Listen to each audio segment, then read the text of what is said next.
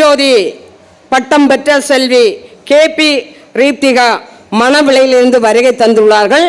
அவர்கள் தங்களுடைய கருத்துக்களை இங்கே தருமாறு அன்போடு வேண்டிக் கொள்கிறேன். துதிக்கின்ற மென்கொடி மென்கடி குங்குமத்தோயமென்ன விதிக்கின்ற மேனி அபிராமி எந்தன் உலகத்திற்கெல்லாம் அன்னையாக விளங்கி கொண்டு இந்த அண்ட சராசரங்கள் அனைத்தையும் காத்து படைத்து காத்து பரிபாலித்து கொண்டிருக்கும் என் அம்மை மண்டைக்காட்டு பகவதி அம்மையின் திருப்பாத கமலங்களை தொட்டு வணங்கி இங்கே இந்த ஆன்மீக உரையை கேட்பதற்காக மணி 9:10 இந்த நேரத்திலும் கூட ஆன்மீக உரைக்கு இவ்வளோ கூட்டம் கூடுதுன்னா அது நம்ம கன்னியாகுமரி மாவட்டம் மட்டும்தான். அப்போது இந்த ஆன்மீக உரையை கேட்பதற்காக இங்கு வந்திருக்கக்கூடிய அத்தனை பெரியவர்களையும் ஆங்காங்கே அமர்ந்து கேட்டுக்கொண்டிருக்கக்கூடிய அத்தனை பக்த பெருமக்களுக்கும் என்னுடைய சிரம் தாழ்ந்த வணக்கங்களை தெரிவித்து கொண்டு அவள் அருளாலே அவள் தாழ் வணங்கி இன்றைய தினம் கோதையின் காதல் அப்படிங்கிற ஒரு அருமையான தலைப்பிலே சிந்திக்க இருக்கின்றோம். தலைப்பு அருமையானது அப்படின்னா கோதையின் காதல் அது அப்படிப்பட்டது, அதுதான் தலைப்பு அருமையாக்கி இருக்கிறது.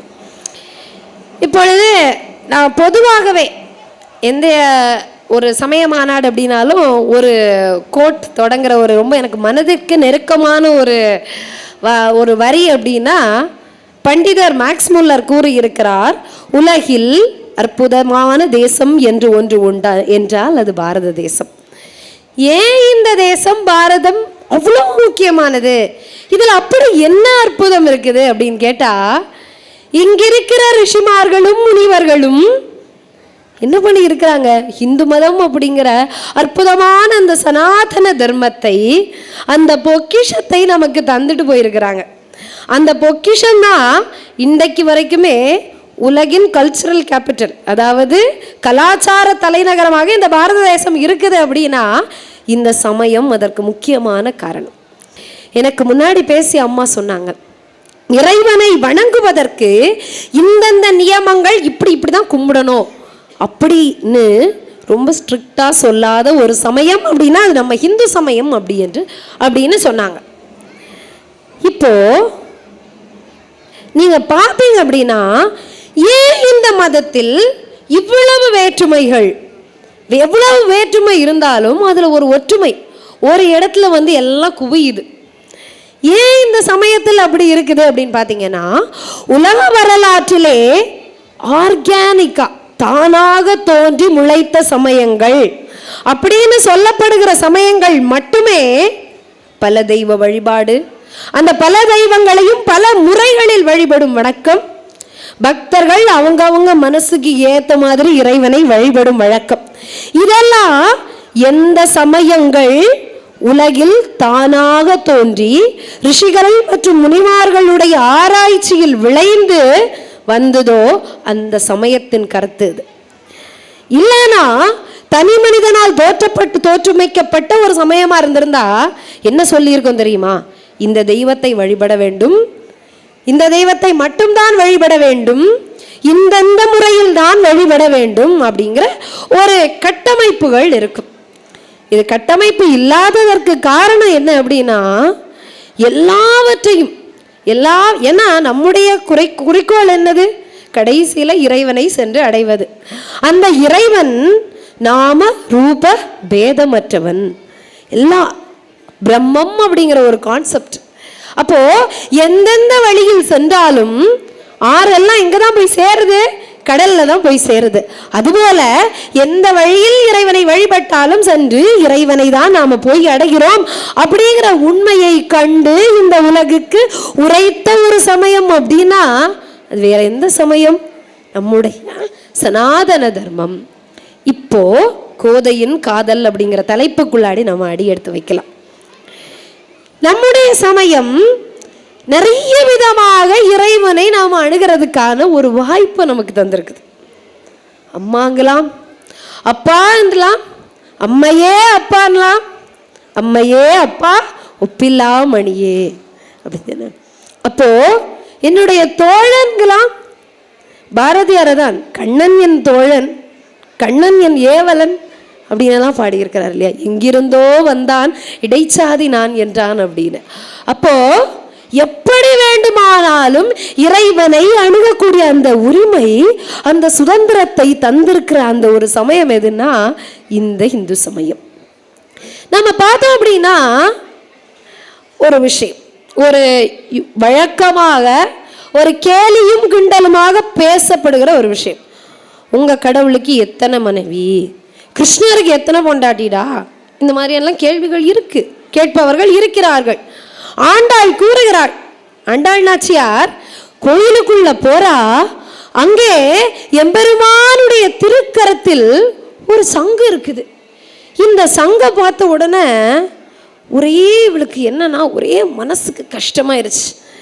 என்னன்னா, நான் இவ்வளவு வேண்டி வேண்டி வேண்டி உன்னை நினைந்து நினைந்து உருகிறேனே, ஆனா உனக்கு பக்கத்துல இருக்கக்கூடிய வாய்ப்பு அந்த கடலில் இருக்கக்கூடிய அந்த சங்குக்கு கிடைத்திருக்கிறது அப்படின்னு சொல்லிட்டு 16,000 தேவிமார் பார்த்திருப்ப 16,000 மனைவிகள் எம்பெருமானுடையவர்களும் பார்த்திருக்கிறார்களாம்.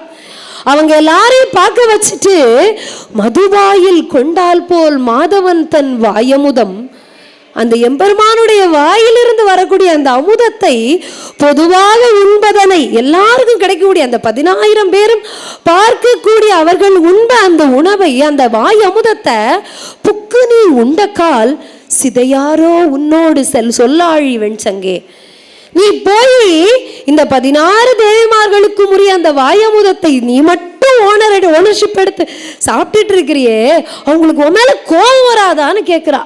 இப்ப இந்த 16,000 பேர் யார்? இந்த 16,000 பேர் அப்படின்னு கேட்டா நம்முடைய சமயம் சொல்லுகிறது என்ன? இறைவன் ஒருவன் மட்டுமே புருஷன், அதாவது ஆண். மற்ற ஜீவாத்மாக்கள் எல்லாரும் என்னது? பெண் ஸ்வரூபமானவர்கள் அப்படின்னு. அதனாலதான் நம்மாழ்வாரும் திருமங்கை ஆழ்வாரும் என்ன பண்றாங்கன்னா தங்களை ஒரு பெண்ணாக பாவித்து பாடுகிறார்களாம். எப்படி பாடுறாங்க? அந்த எம்பெருமான் மீது காதல் வச்சிருக்கிற மாதிரி பாடுறாங்களாம் பாடல்கள். குலசேகர ஆழ்வார் ஒருபடி மேல போயிட்டார். என்ன சொல்றாருன்னா, தன்னை கண்ணனுடைய அந்த தாயாக நினைத்து பாடுகிறார். தாய்னா எந்த தாய்? வளர்த்த தாய் இல்ல, பெற்றெடுத்த தாய் தேவகியா நினைச்சு பாடுறாராம். என்ன பாடுகிறார்? ஆலை நீள் கரும்பன்ன வந்தாலோ, அம்புய தடங்கண்ணி நந்தாலோ, வேலை நீர் நீர தன்ன வந்தாலோ, வெள்ளப்போதக மன்ன வந்தாலோ, ஏலவார் குழ என் மகந்தாலோ, என்றென்றுன்னை என் வாயிடை நிறைய, தாலோலி தேடும் தகைமையில்லாத தாயரில் கடையாயின தாயே.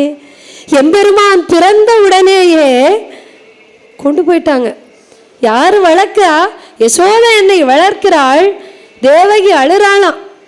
இப்படிப்பட்ட என் கண்ணே அப்படின்னு சொல்லிட்டு உனக்கு தாலாட்டு பாடுற அந்த வாய்ப்பு எனக்கு பெற்றெடுத்த அன்னையான எனக்கு கிடைக்கலையாப்பா அப்படின்னு தன்னந்தாமரை கண்ணனே கண்ணா தவழ்ந்ததோர் நடையால் மண்ணில் செம்பொடியாடி வந்து மார்பில் மன்னிட பெற்றில் நன்றோ, வண்ணச்சிறு கைவீரல் ஐந்தும் வாரிவாய் கொண்ட அடிசிலின் மிச்சல் உண்ணப்பெற்ற ஓ கொடுவினையேன் என்னை என் செய்ய பெற்ற முதமோயே.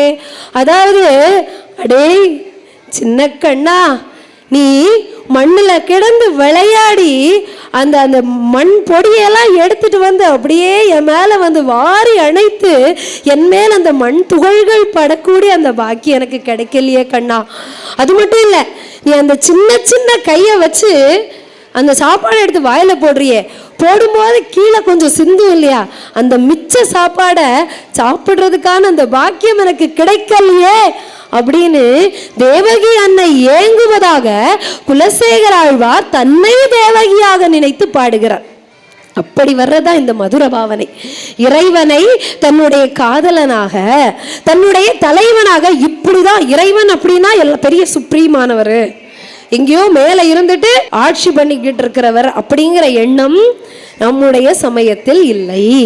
மனதிற்கு நெருக்கமானவராக, காதலனாக, நண்பனாக பார்க்கக்கூடிய, சேவகனாக பார்க்கக்கூடிய அந்த தன்மை இந்த சமயத்திலே இருந்திருக்கிறது. இப்போ ஆண்டாள் நாச்சியார் ஸ்ரீவில்லிபுத்தூர், இன்றைய ஸ்ரீவில்லிபுத்தூரிலே விஷ்ணு சித்தர் என்பவர் என்ன பண்றாருன்னா, எம்பெருமானை நினைந்து நினைந்து நினைந்து அவருக்கு பூ கட்டி போடுறது, பூ கட்டி அழகான மாலையா நந்தவனத்திலிருந்து எடுத்து தொடுத்து போடுறதா இவருடைய வேலை. அப்போ இந்த ஆண்டாள் நாச்சியார் எங்கே இவருக்கு கிடைக்கிறார் அப்படின்னா, அந்த துளசி செடி மாடத்தில், அவருடைய நந்தவனத்தில் ஒரு துளசி மாடம் இருக்குதான். அந்த துளசி மாடத்துக்கு அடியில் இந்த குழந்தை கிடைக்கிறது. அந்த குழந்தையை எடுத்து வளர்க்கிறார், கோதை அப்படின்னு பெயர் சூட்டுறார். அந்த குழந்தைக்கு கண்ணனுடைய லீலைகள் எல்லாத்தையும் சொல்றார். இந்த குழந்தைக்கு ஒரே ஆனந்தம். எப்ப பார்த்தாலும் அப்பாட்ட போய், அப்பா அப்பா கண்ணன் கதை சொல்லுப்பா, அப்பா அப்பா கண்ணன் என்ன பண்ணான்ப்பா, அப்பா கண்ணன் எப்படி இருந்தான்ப்பா, அப்பா கண்ணனை பத்தி இன்னும் சொல்லுப்பா, கண்ணனை பத்தி ஒரு பாட்டு பாடுப்பா.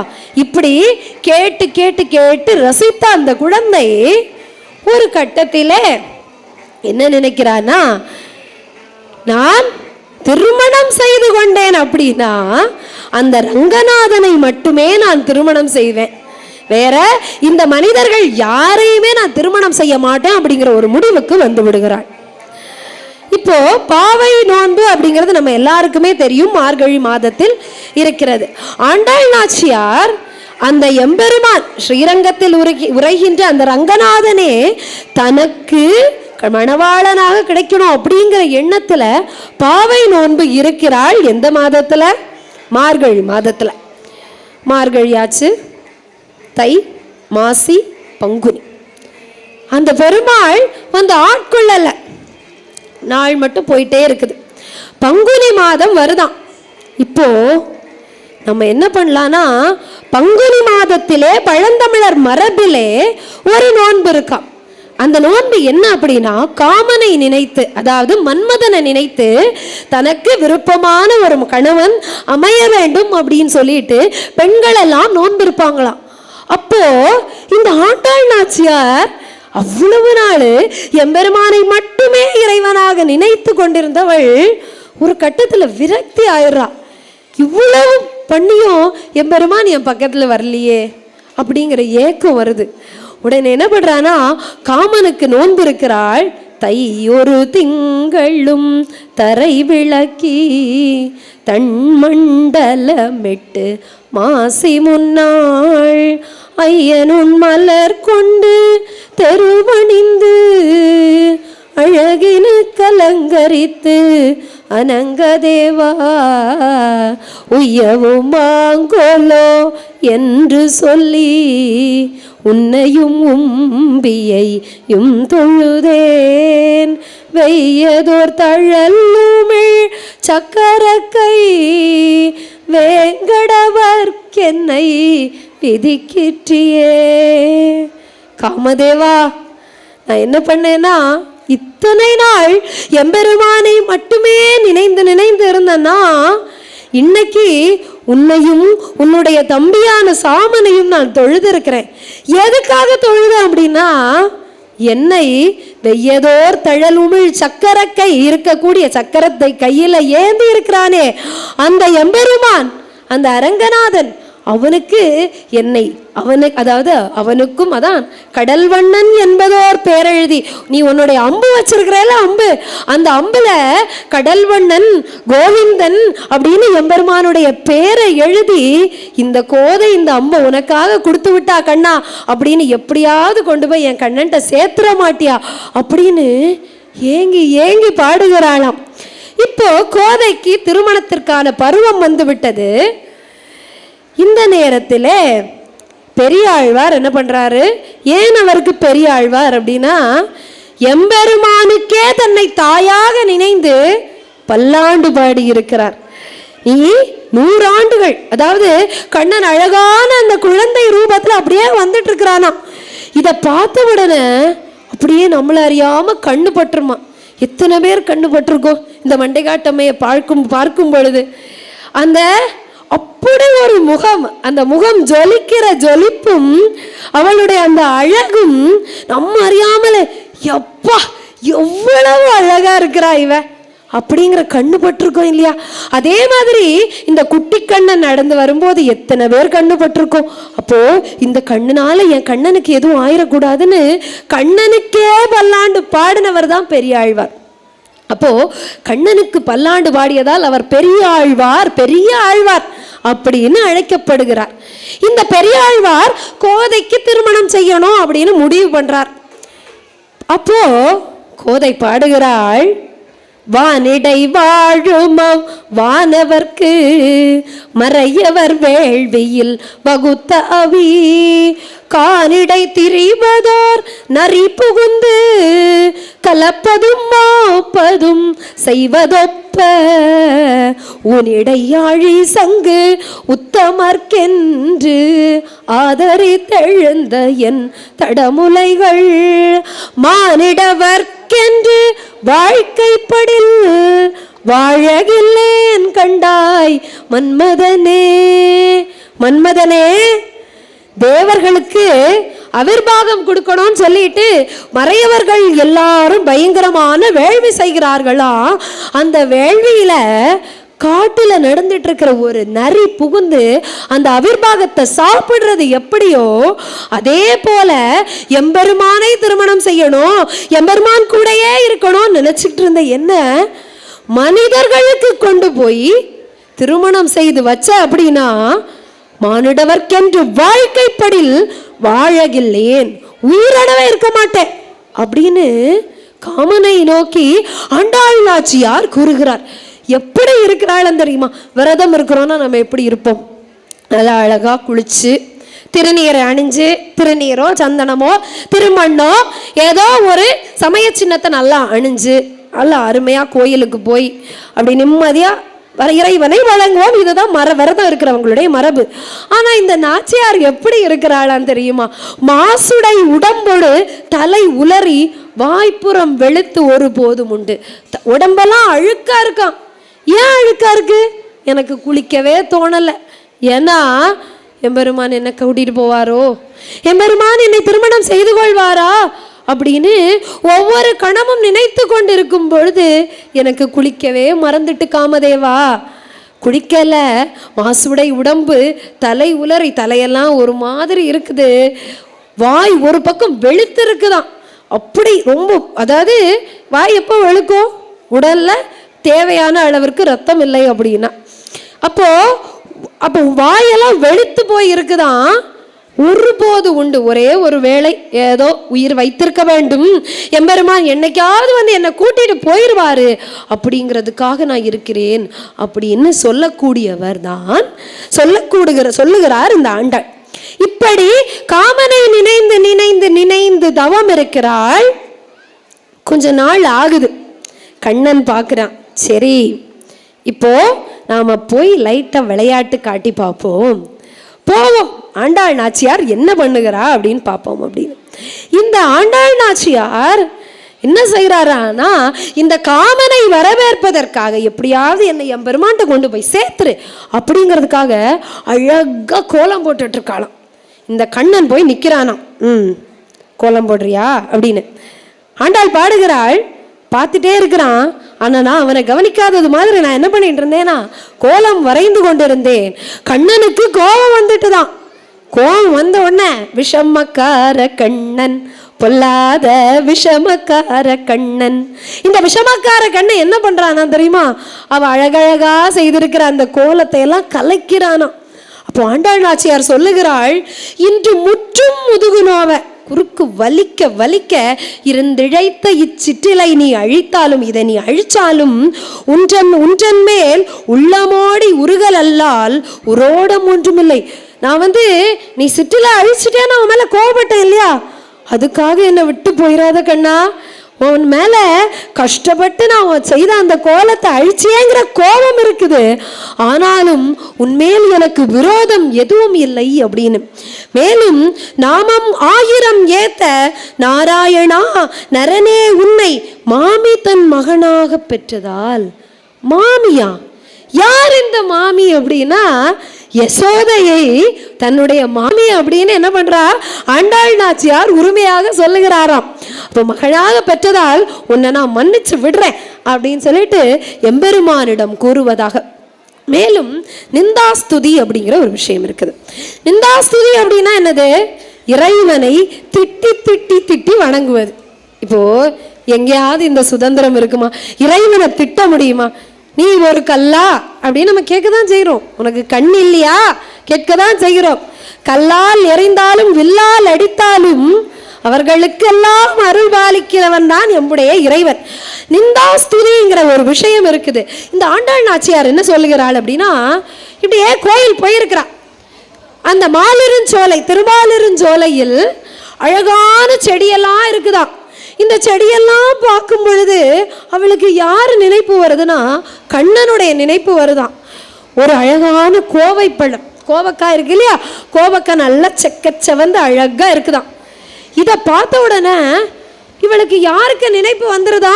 அந்த கண்ணனுடைய அந்த அழகான அந்த உதடனுடைய ஞாபகம் வருதாம். கோவை மணவாட்டி நீ உன் கொழுங்கனி கொண்டு எம்மை ஆவி தொலைவியேல். உயிரை எடுக்காதம்மா, உன்னுடைய எம்மா கோவை கொடியே, உன்னோட அழகான அந்த செக்கச்சிவந்த அந்த பழத்தை வச்சுட்டு என்னுடைய உயிரை எடுக்காத. ஏன் உயிரை எடுக்காத? அதை பார்க்கும் போதெல்லாம் எனக்கு எம்பெருமானுடைய ஞாபகம் வருதுன்னு சொல்லிட்டு, அந்த பரந்தாமன் இருக்கிறானே அவன் எது மேல படுத்திருக்கிறான்? பாம்பு மேல படுத்திருக்கிறான் இல்லையா, அந்த பாம்பை போல அவனுக்கும் 2 நாக்கு அப்படின்னு. எப்படி? பாம்பை போல 2 நாக்கு அவனுக்கு. என்கிட்ட வர்றேன் வர்றேன்னு சொல்லிட்டு இன்னும் வந்து என்னை கூட்டு போகாம இருக்கிறியப்பா, அப்போ உனக்கு 2 நாக்கு அப்படின்னு எம்பெருமானை வைகிறாள். மேலும் என்ன சொல்கிறார்? கொடிய கடிய திருமால், கொடியவன் அவன், கொட்டுமையானவன், கடிய ரொம்ப இரக்கமே இல்லாதவன் அவன் அப்படின்னு. மேலும் இந்த வாயமுதம் அப்படி இருக்குது, தேன் போல இருக்குதுன்னு எல்லாம் சொன்ன ஆண்டாள் தான் என்ன சொல்லுகிறாள்னா, எம்பெருமானை பார்த்து வேம்பு, வேம்புனா வேப்ப மரம், வேப்ப மரம் மாதிரி கசக்கறியப்பா நீ அப்படின்னு. இப்போ திட்டுறா அப்படிங்கிறதுக்காக என்னது? கோபம் கிடையாது. எப்படி நீ என்னுடைய இல்லங்களை நான் சின்ன சின்னதாக செய்ததெல்லாம் அழிச்சியே, அப்போ உன் மேலே கோபம் இருந்தாலும் வெறுப்பு இல்லைப்பா, உன் மேலே எனக்கு எந்த விரோதமும் இல்லைப்பா அப்படிங்கிற மாதிரி. இறுதியாக எம்பெருமான் என்ன பண்றார்? சூடி அவள் அழகு பார்த்த அந்த மாலையை இன்றளவும் திருப்பதியில் பிரம்மோற்சவம் நடக்கும் பொழுது கருட சேவை அன்று ஆண்டாள் நாச்சியார் சூட்டின மாலை எங்க போகுது? திருப்பதிக்கு போகுதாம், எம்பெருமானுடைய கழுத்தில் சூடிக்கொள்வதற்காக. எப்படிப்பட்டவன் அவன்? குசாய் தான் ஒரு அரசன், ஏழை குசேலன் ஒரு பிடி அவள் கொண்டு வந்து கொடுத்தான், அப்படியே வாங்கி வாயில போட்டவன் இல்லையா. சபரி தான் சுவைத்த பழங்கள் நல்லா இருக்கா பார்த்து கொடுத்தான். அந்த சுவைத்த பழங்களை எடுத்து ஆவா இது ரொம்ப சுவையா இருக்குதே அப்படின்னு சாப்பிட்டவன். குகன் கொடுத்த தேனையும் மீனையும் பறிவுடன் ஏற்றானாம், தேனை. ஆனா அவன் உண்ணலைனாலுமே அந்த அன்போடு ஏற்றுக்கொண்டவன் அந்த பெருமான். அப்படி இருக்கையில் இந்த ஆண்டாள் நாச்சியார் சூடி கொடுத்த அந்த மாலையை ஏற்காமலா போயிடுவான். பெரியாழ்வார் எப்படி தெரியுமா மாலை பறிப்பாராம்? தான் அந்த வாசனையை கூட முகர்ந்துடக்கூடாது அப்படின்னு பார்த்து பார்த்து பறிப்பாராம். ஆனா ஆண்டாள் நாச்சியார் அதை அப்படியே கழுத்துல சூடி இருக்கிறா. கனவுல வந்து சொல்றாராம், எனக்கு நீ தொடுத்த மாலையை விட கோதை போட்டு கொடுத்தாலே அந்த மாலை, அதுதான் எனக்கு ரொம்ப பிடிச்சிருக்கு, நாளையில இருந்து அந்த மாலையே கொண்டு வா அப்படின்னு. அப்படிப்பட்ட அன்பிற்கு இறங்கியவன் தான் எம்பெருமான். அதனாலே கடைசியாக திருவரங்க பெருமான் எம்பெருமான் பெரியாழ்வாருடைய கனவில் வருகிறாள். கோதையை நான் மனம் முடிக்க போகிறேன், எப்படியெல்லாம் அழுதுருக்கா, எப்படியெல்லாம் எனக்காக வேண்டி இருக்கிறா, அதனால அவளை திருமணம் முடிக்கும் நிலையில் நான் இருக்கிறேன் அப்படின்னு சொல்லி மத்தளம் கொட்ட வரை சங்கம் நின்றூத முத்துடை தாமம் நிறைதாழ்ந்த பந்தல் கீழ் மைத்துனன் நம்பி மதுசூதனன் வந்து என்னை கைத்தலம் பற்ற கனா கண்டேன்னு ஒரு கனவு கண்டிருக்கா. எல்லாமே அந்த கனவு. நீங்க வாரணம் 1000 சூழ வலம் செய்து நாரணன் நம்பி நடக்கின்றான் என்றது பூரண பொற்கும்ப கும்பம் எடுத்து புறமெங்கும் தோரணம் நாட்டு கனாக்கண்ணு. அப்படியே வரிசையா பார்க்கும் பொழுது உண்மையிலே பூசலார் நாயனார் மனதிற்குள்ளாடி ஒவ்வொரு செங்கலா வச்சு கோயில் கட்டினாரோ அதே போல் உண்மையிலே ஒரு மணவாளன் திருமணத்திற்கு வந்திருக்கிறான் அப்படின்னா எப்படியெல்லாம் கனவு காண்பாளோ, என்னெல்லாம் சடங்கு முறைகள் நடக்குமோ அந்த ஒவ்வொரு சடங்கு முறையையும் அப்படியே ஆண்டாள் நாச்சியார் பாடலா பாடி இருக்கிறாள் என்றால் அப்படிப்பட்ட அன்பு எம்பெருமான் மேல். இதைத்தான் மதுர பாவனை. எம்பெருமானை தன்னுடைய தலைவனாக, அம்மாவா அம்மையாய் அப்பனாய் மட்டுமில்லை, குருவாய் தெய்வமாய் மட்டும் இல்லை, தலைவனாக, காதலனாக, காதலியாக எப்படி நினைத்தாலும் வருவான் அப்படிங்கிறதுக்கு ஆண்டாள் நாச்சியாருடைய வாழ்வு ஒரு மிகச்சிறந்த ஒரு எடுத்துக்காட்டாக இருக்குது. ஒரே ஒரு சின்ன விஷயத்தை சொல்லிட்டு போயிடுறேன். இந்த பன்முகத்தன்மை, அதாவது டைவர்சிட்டின்னு சொல்லுவோம், வேற்றுமை, வேற்றுமையில் ஒற்றுமை. எப்படி நிறைய கலராக மலர் இருந்தாலுமே கூட, நிறைய மனம் இருக்கக்கூடிய மலர் இருந்தால் கூட அப்படியே அழகாக மாலையாக போட்டோன்னா அந்த கதம்பம் எப்படி இருக்குமோ, எப்படி கண்ணை பறிக்கிற மாதிரி எவ்வளவு அழகாக இருக்குமோ, அதே மாதிரி ஒவ்வொரு பாவனையும் ஒவ்வொரு அடியவர்களும் ஒவ்வொன்றுக்கு எடுத்துக்காட்டாக அவங்களுடைய வாழ்க்கையை, தங்களுடைய வாழ்க்கையை ஹனுமான் எடுத்துக்காட்டாக தாசிய பாவனைக்கு எடுத்தார். தன்னை இறைவனுடைய அடியவன் அப்படிங்கிற நிலையில் இருந்து வழிபட்டார். இப்படி ஒவ்வொரு பாவனைக்கும் ஒவ்வொரு அடியவர்களை கொடுத்து சென்றிருக்கின்ற சமயம் இந்த இந்து சமயம். எப்படிப்பட்ட பன்முகத்தன்மை பாருங்க. ஒவ்வொன்றுக்கும் ஒவ்வொரு தெய்வம். இந்த தொழில் செய்கிறதற்கு இந்த தெய்வம், இந்த நிலத்திற்கு இந்த தெய்வம் அப்படின்னு வகுத்து சொன்ன சமயம் இது. கொஞ்ச நாளைக்கு முன்னாடி இந்த விஷயம் மட்டும்தான், இதான் முக்கியமான விஷயம். இந்த போர் நடந்துட்டு இருக்கு இல்லையா, அப்போ எதேச்சியா பார்த்துட்டு இருக்கும்போது இவர்கள் எல்லாம் இந்த சாத்தானை வழிபடுகிறார்கள். இந்த சாத்தானுடைய பெயர் என்ன அப்படின்னா பால் அப்படின்னு இருந்துச்சு. சரி, இந்த பாலுடைய சிலையை தான் ஈரான்ல கொளுத்துனாங்கன்னு பிரச்சனையாச்சு.